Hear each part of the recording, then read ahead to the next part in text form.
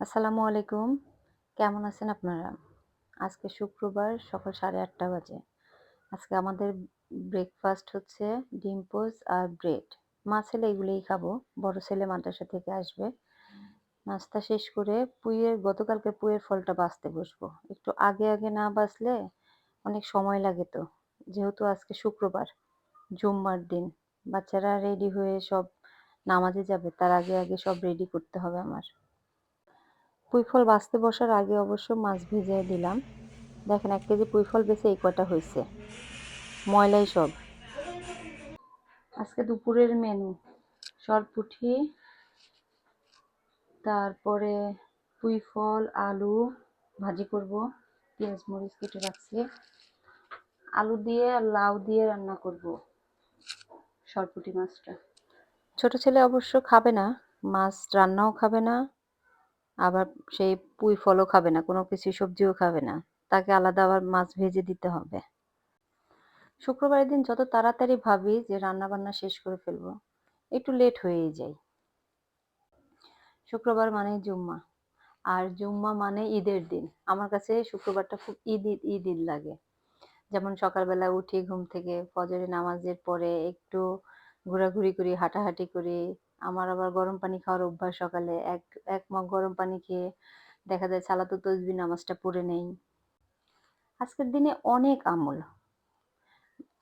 সাধারণত আমরা সব দিনেই আমল করি কিছু না কিছু, কোনোটা পড়ি আবার কোনোটা ছেড়ে দেই। কিন্তু শুক্রবারের আমলটা অনেক বেশি। শুক্রবারের ফজিলতও তো অনেক বেশি। জুম্মা হচ্ছে একটা আরবি শব্দ।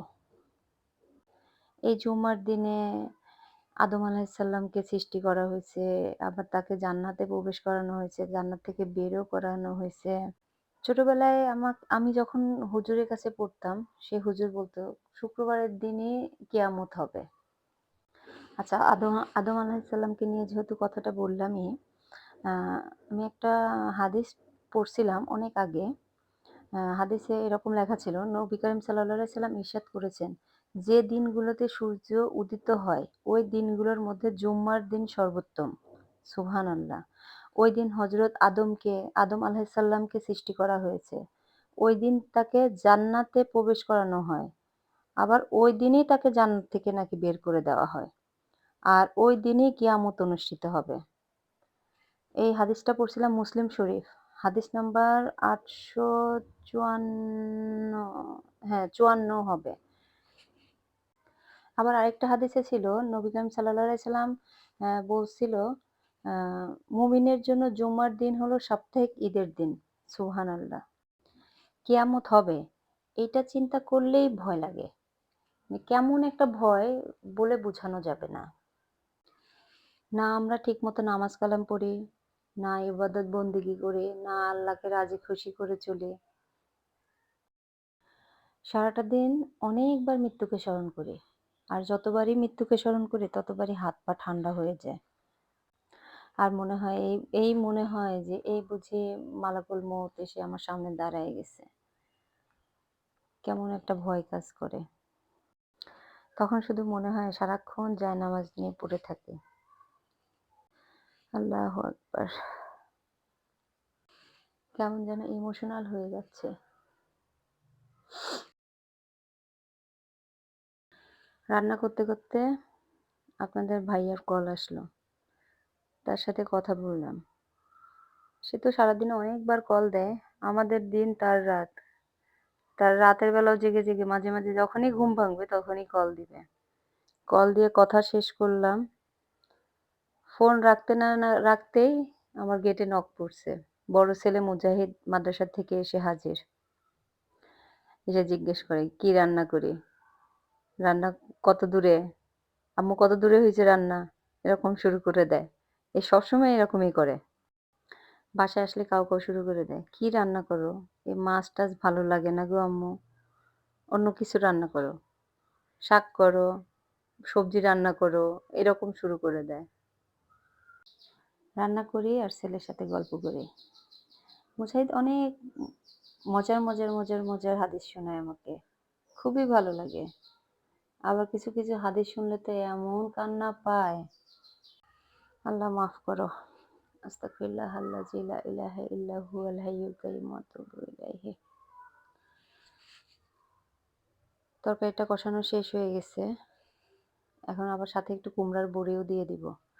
দিয়ে ছোট ছেলেটাকে আবার রেডি করতে হবে। সে যাবে জুম্মাতে, ভাই আসছে, ভাইয়ের সাথে যাবে, বড় ভাইয়ের সাথে। একটু যেতে চাচ্ছিল না, বলতেছে মৃদুল ভাইয়া ঘুমায়। আমার বোনের ছেলেটা বাসায় বলতেছে মৃদুল ভাইয়া তো ঘুমাচ্ছে। তো পরে বড় ছেলের মানে চিল্লাচিল্লিতে ৩ ভাই এখন যাচ্ছে মসজিদে। ছোট ছেলেটাকে একটু রেডি করে দেই। এদিকে তরকারিটা হতে থাক, পরে পানি দিয়ে দিব।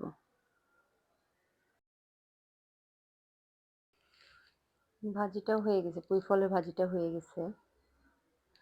সংসারে কেন জানি না কাজই শেষ হয় না।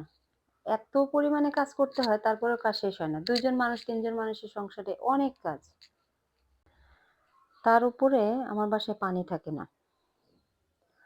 ০.৫ ঘন্টা ওয়েট করতে হয় পানির জন্য, ১ ঘন্টা পানির জন্য ওয়েট করতে হয়। আবার এরকমও হয় মাঝে, মাঝে আমি সারাদিনই পানি পাই না। এদিকে পানির ছাড়লে টাঙ্কি ভরে উপর দিয়ে পড়ে কিন্তু পানি আমার বাসায় আসে না। কি হয়েছে জানি না, বলতেও পারি না। ওরা তো বলে সবার বাসায় পানি আছে। কিন্তু আমি আর আমার মানে আমাদের এই বিল্ডিং এর ৫ তলার আপাটা পানি পায় না। যত তাড়াতাড়ি কাজ করতে যাই পানির জন্যই আটকায় থাকি। রান্না মোটামুটি শেষ। এখন বিছানাটা গুছাই। আমার বেডরুমটা তো পুরা গোয়াল ঘরের মতো হয়ে আছে। গরু যেরকম ঘাস খেলে ঘাসগুলা খ মানে খ্যারগুলা যেরকম ছড়ায় ছিটায় থাকে, আমার বেডরুমে কাপড়-চোপড় এরকম। কারণ আজকে কয়েকদিন ধরে কাপড় ধুচ্ছি, এখনো গুছাই নাই। সবগুলো ওভাবে এলোমেলো হয়ে আছে। আজকে গুছাবো। যেগুলো লন্ড্রিতে দেওয়ার দিয়ে দিব, আর যেগুলো ভাঁজ করে রাখার সেগুলো রেখে দিব। আজকের ভিডিওটা এই পর্যন্তই। সবাই সুস্থ থাকবেন, আমার জন্য দোয়া করবেন। আল্লাহ হাফেজ। আসসালামু আলাইকুম।